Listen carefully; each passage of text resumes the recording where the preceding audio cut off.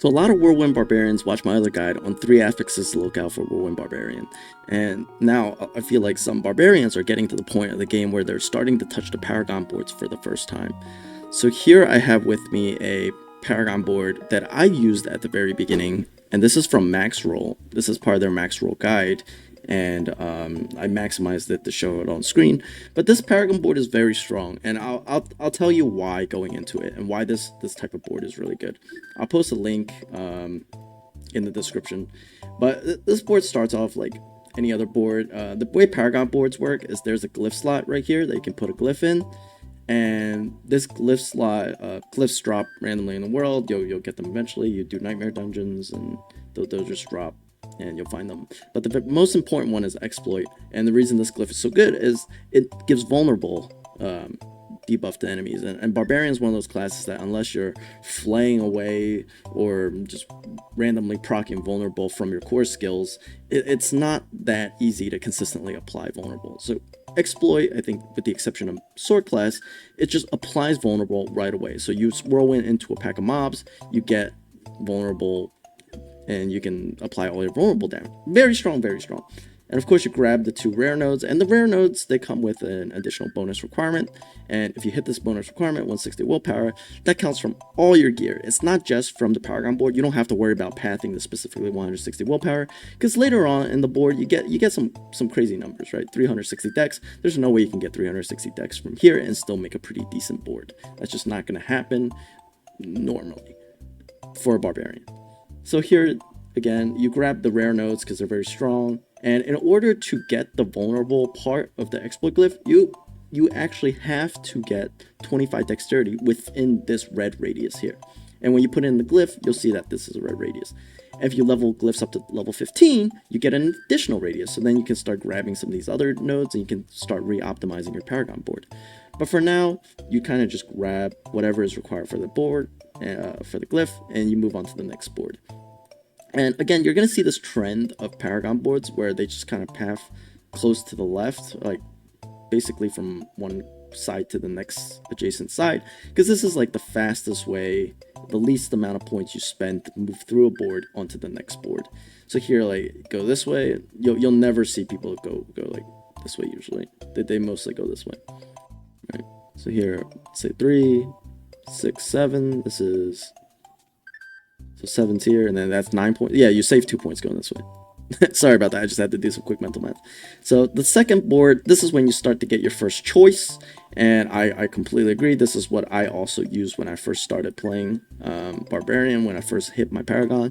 If you haven't, it's super worth it to do basically all your renown to get the extra bonus Paragon points. But I get that they're boring and you just want to play your character, you want to level, that's fine. And this board, you'll just get to certain points a little later in your build, like around level 70 instead of like 65 or 60. So the first board is the first choice that you make here. And it is the Blood Rage Marshal board. So Blood Rage is the name of the legendary node, and that's the name of the board. Marshal is the name of the glyph. So you path out, you get to the glyph, you avoid this dex to grab the strength, because one of the requirements for this glyph is strength. So you want to grab all the strength nodes here to proc the bonus effect, which is after casting Shout, the active cooldown of all your shouts is reduced by 1.2. So this is a very powerful glyph. This is almost like a mini Bold Chieftain's aspects. If you don't know that reduces your shout cooldowns for each enemy around you. And this is a mini version of that, and that really gets your build going. Again, Whirlwind Barbarians run the triple shout set package.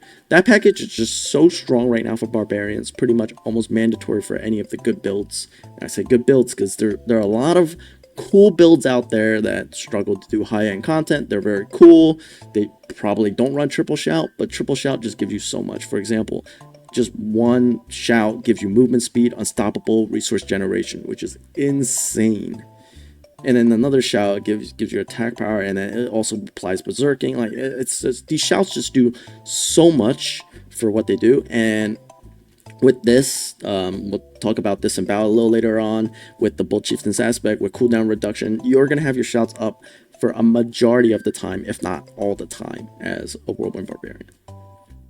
Again, you grab this node. This is another rare node. You get 270 from your 270 willpower from your gear. You're going to unlock the bonus stat Otherwise, it's fine if you don't get the bonus stat. You still get the 4% reduction from bleeding enemies and the 10 strength. Here you do want to path up Diverge here to get the Blood Rage node, because Zerking for 5 seconds is very strong. On top of that, you not just perma shout, but you have perma Zerking as a Whirlwind Barbarian, and that'll make your build feel a lot better because you're attacking faster. You're just gonna do more DPS overall. So then you path to the Decimator Disembowel board. So again, these boards, they're named after their legendary node, but for this one, you don't really want to go for this Decimator node because it's gonna, it really, I feel like it doesn't do that much, and a lot of times, if you're whirlwinding with a mace, then you're not really slashing. And one thing I'm kind of embarrassed to learn is for Barbarian, your expertise, whatever you select here, it has an additional effect here. So if you select two-handed sword, you're always bleeding with any weapon, right? But if you select two-handed mace, you're no longer bleeding with any weapon, so you're not applying your bleeds consistently. So when you do apply your bleeds with your expertise, you don't have to rely on the Furious Whirlwind node. When you're using Whirlwind, you could use a Violent Whirlwind. Like you just have more options. But a lot of times you are using Furious Whirlwind. Again, if you don't know, you can change the weapon that you use for each skill by middle clicking. When you hit S to bring up your skills, you can middle click to change whatever weapon you want to use. So for Whirlwind, you can also change your weapon that way. Alright, so back to the board. You go for the Disembowel, and the reason this glyph is really good, it reduces your non-ultimate cooldowns by 1 second. It's a 10% chance to do that when you kill a bleeding enemy. You're applying bleeds to all mobs with your expertise, and all mobs are bleeding. That means every mob you kill has a 10% chance to reset your cooldown. The maximum value of this is you reduce all your shouts cooldowns by 1 second. That's like a 3-second shout value, right? It's pretty good. So combined with this shout node, shout glyph, and then you get this glyph for your non-ultimates, it's just very, very strong. Very, very strong. You're reducing your cooldowns a lot, and you get your shouts rolling much faster. Again, this is me when I was leveling with this build. I noticed like I don't have Bold Chieftain's aspect, and the shouts aren't coming online fast enough. So I'm running around a lot and waiting for shouts to come back up. Again, I recommend Whirlwind as a late game build. Leveling with it, you're just going to run into so much pain that you wouldn't have if you're just playing like Hoda or something. Hoda much stronger.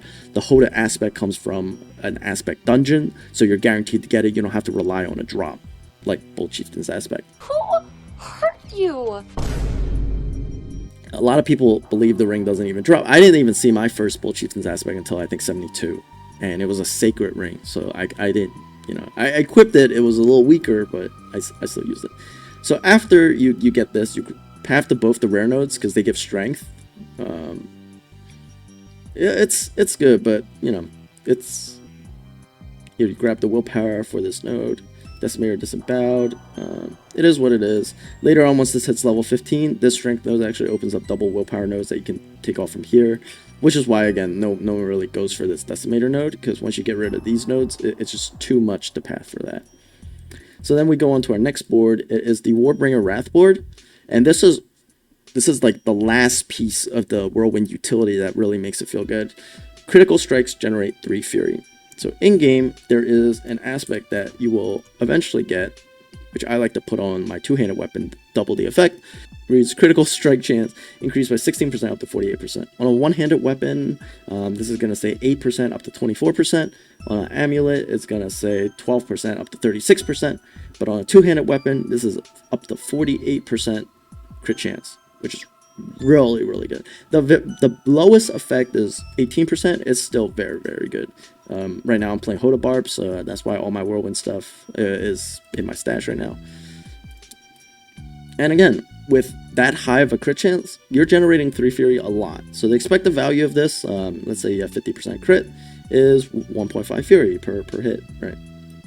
So very strong node. And then for this board in particular, on the Warbringer board, you do go for the Warbringer node. So you path up here, you get these Fury nodes. They're super nice. If you're low on Fury, you kind of can just path by ignoring these two and just go down here like this.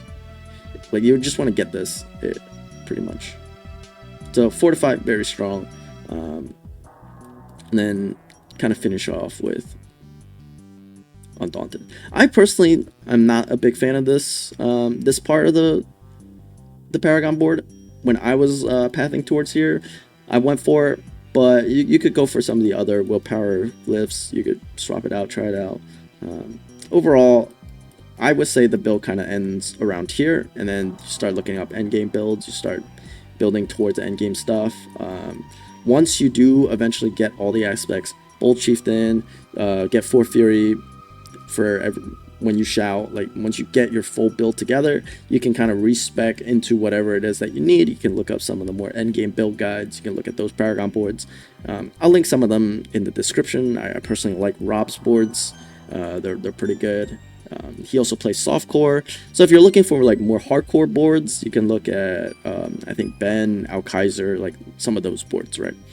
So those are like the hardcore players. But for me, I like to enjoy softcore. I like to just run around. I like to farm stuff. I like to play the game kind of on easy mode. Like if I die, I get to just respawn at the beginning of a dungeon. I die quite a bit because I'm still trying to figure out how things work in the game, and I run into a lot of freeze mobs, and that's the way things are.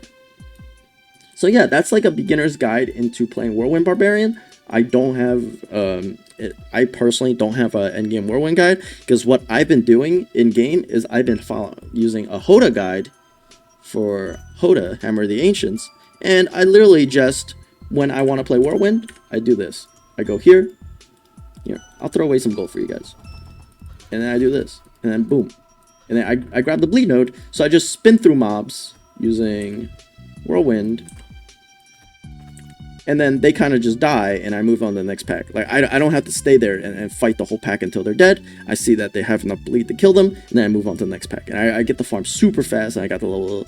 I think, if you watch my VOD, I went from 94 to 96 over a few hours, and I'm abusing the infinite reset dungeon exploit, but it's in the game. It's a clever use of game mechanics. Explore early and often, as they say.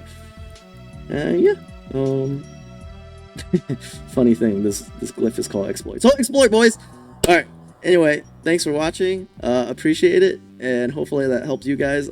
Again, some of the links are below, and I love the tips in my previous video that you guys leave for each other, and that other people drop by the comment section. They can see all the tips down there, and I try to reply to as many of those. I give it a thumbs up, so the algorithm doesn't treat it as like whatever, and that way people can see it.